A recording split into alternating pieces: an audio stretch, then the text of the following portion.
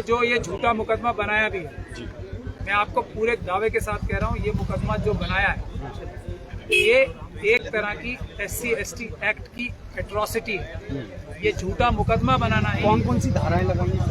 धाराएं पे मैं आता हूँ, लेकिन ये झूठा मुकदमा लगाना जो होता है ये SC/ST एक्ट के तहत एक अपराध है। तो पहले तो उन सभी पुलिस अधिकारियों के खिलाफ और इनके राजनीतिक आकाओं के खिलाफ सेक्शन 3 SC/ST एक्ट लगेगा। ये हमारा पहला आप लोगों से कहना है। दूसरा, जो धाराएं इसमें लगाई हैं, पहले तो ये FIR छुपाई जा रही थी। जो धाराएं लगाई हैं 153 है और 295 है। इन दोनों में ही 3 साल से ज्यादा सजा नहीं।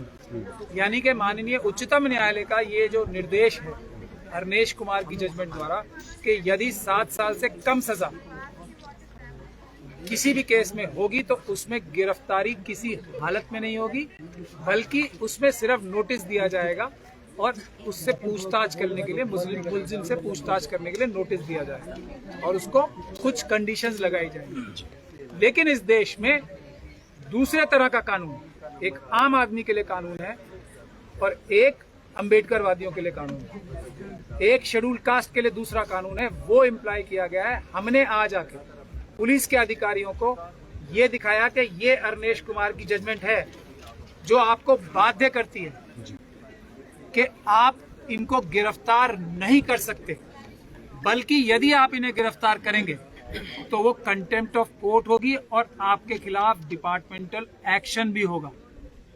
तो उसको नजरअंदाज किया जा रहा है। भारत के सुप्रीम कोर्ट को नजरअंदाज कर रही है ये दिल्ली पुलिस की हालत है आज इस मनुवादी मानसिकता की सरकार में।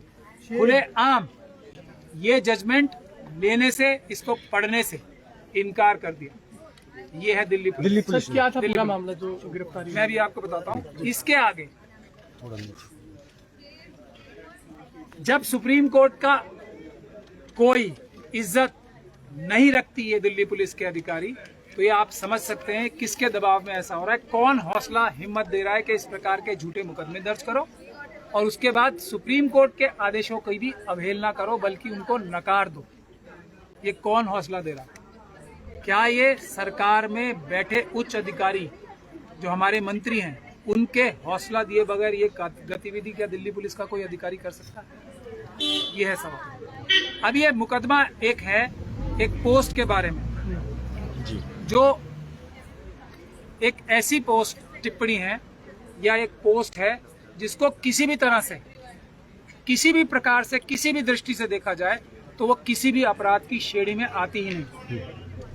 उसके बावजूद ऐसे मुकदमे लगाए जाते हैं जो कि सरासर झूठ हैं, बेबुनियाद हैं। वहीं दूसरी तरफ आप सभी लोग जानते हैं कि जिन लोगों ने बड़े बड़े अपराध किए हैं, जो खुले आम ये कह रहे हैं कि हम भारत का संविधान खत्म करके हिंदू राष्ट्र बनाएंगे, मनुस्मृति को लागू करेंगे, जो धर्म संसद के नाम पे, उनके खिलाफ कोई भी मुकदमा दर्ज करने के लिए देश की कोई भी भारतीय जनता पार्टी की या बीजेपी की या RSS की सरकार तैयार ही नहीं है। जो देश के साथ खुली बगावत कर रहे हैं, जो देश में बच्चों को बंदूकों को ट्रेनिंग दे रहे हैं बंदूक चलाने की, आप सभी लोगों ने देखा हो, जो हथियार बांट रहे हैं मनुस्मृति लागू करने के लिए, भारत का संविधान खत्म करके मनुस्मृति लागू करने के लिए, उन क्रिमिनल्स को, उन आतंकवादियों को ये सरकार बचा रही है, उनके खिलाफ मुकदमे दर्ज नहीं कर रही, पुलिस उनकी मदद कर रही है।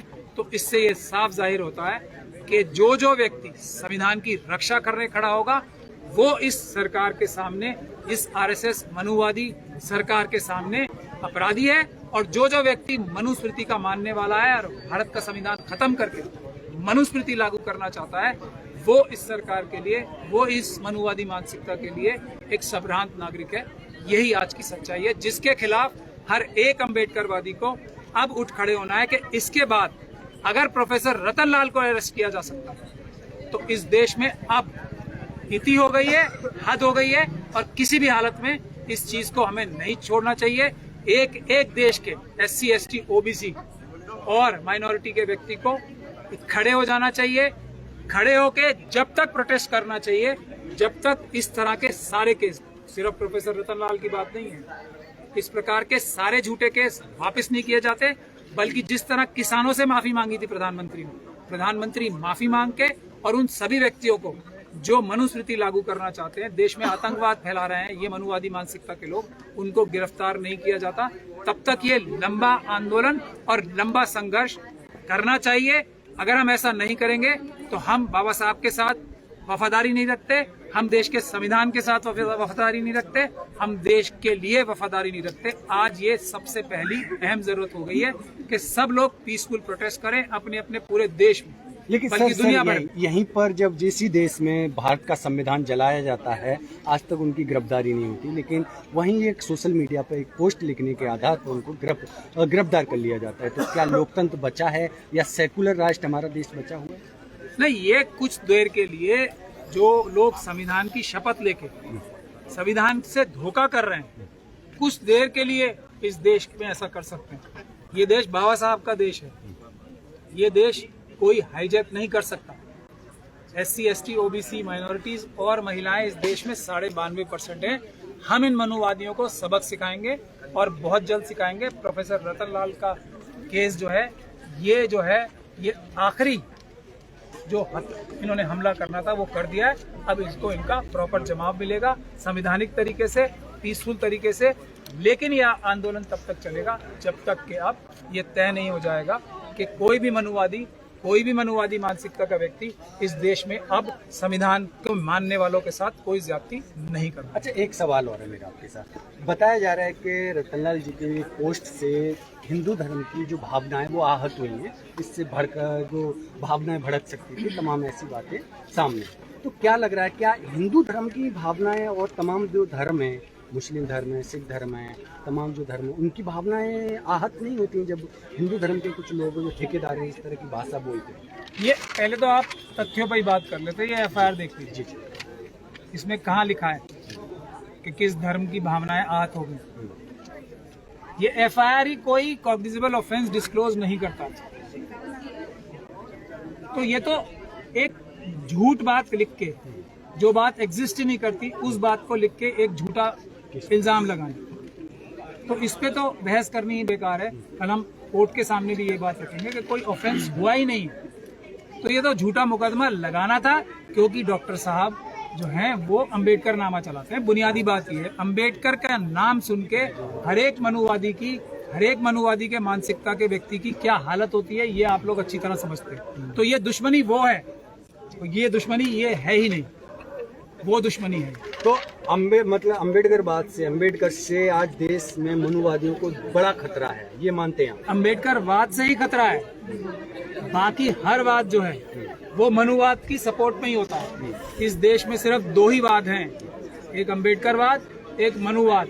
तीसरा कोई भी वाद है तो वो सिर्फ और सिर्फ RSS और BJP की मदद करने के लिए है। तो इसीलिए सबसे बड़ा खतरा अंबेडकरवाद से ही है, सबसे बड़ा खतरा अंबेडकर साहब से ही है। तो अच्छा, ये बताइए रतनलाल सर की जो रिहाई है कब तक हो सकती है? देखिए, इनको गिरफ्तार करने वाले व्यक्ति ने कंटेम्प्ट किया है, सुप्रीम कोर्ट की कंटेम्प्ट की है। आप तो ये सवाल पूछिए कि ये लोग कब जेल जाएंगे। रतनलाल साहब को तो अरेस्ट ही नहीं किया जा सकता। अगर ये झूठा मुकदमा भी मान लिया जाए कि कर ही दिया, तब भी कोई कानून में प्रावधान नहीं है इनको अरेस्ट करने का। सवाल तो आपका ये होना चाहिए, ये पुलिस के अधिकारी और जो इनके राजनीतिक आका बैठे हैं वो कब जेल में जाएंगे प्रोफेसर रतनलाल साहब को अरेस्ट करने के लिए, ये आपका सवाल। ये दिल्ली विश्वविद्यालय के प्रतिष्ठित जो प्रोफेसर हैं उनको गिरफ्तार करना, क्या लग रहा है कि क्या बड़ी राजनीति हो सकती है, इसमें कोई साजिश है इनके साथ? साजिश तो है ही। ये अंबेडकरवाद की एक बुलंद आवाज है, इसको खामोश करना तो हर एक मनुवादी का फर्ज है, तो वही ये काम किया जा रहा है। तो ये कोई नई और हैरानी की बात ही नहीं है, ये तो हर एक मनुवादी यही चाहेगा कि इस प्रकार का मजबूत अंबेडकरवादी किसी भी हालत में उसकी आवाज दबा ली जाए। इनका और कोई कसूर ही नहीं है, अंबेडकर नामा और अंबेडकरवाद ही प्रोफेसर रतनलाल का कसूर है, और कोई कसूर उनका है ही नहीं। इसके अलावा कोई कसूर वो कर भी नहीं सकते जिस प्रकार के वो व्यक्ति। आप अगली कार्रवाई अपनी तरफ से क्या बताना चाहेंगे जनता? देखिए, कल इनको अदालत में पेश किया जाएगा। हम अदालत से यही कहेंगे कि इन पुलिस अधिकारियों को के खिलाफ कंटेम्प्ट ऑफ कोर्ट की कार्रवाई करें और प्रोफेसर रतनलाल को तुरंत रिहाई दी जाए। अगर आप चाहते हैं गरीब हर वंचित इंसान की आवाज आप तक पहुंचे तो हमारे चैनल को सब्सक्राइब करें और बेल आइकन का बटन दबाना ना भूलें। देखते रहिए बहुजन हलचल न्यूज।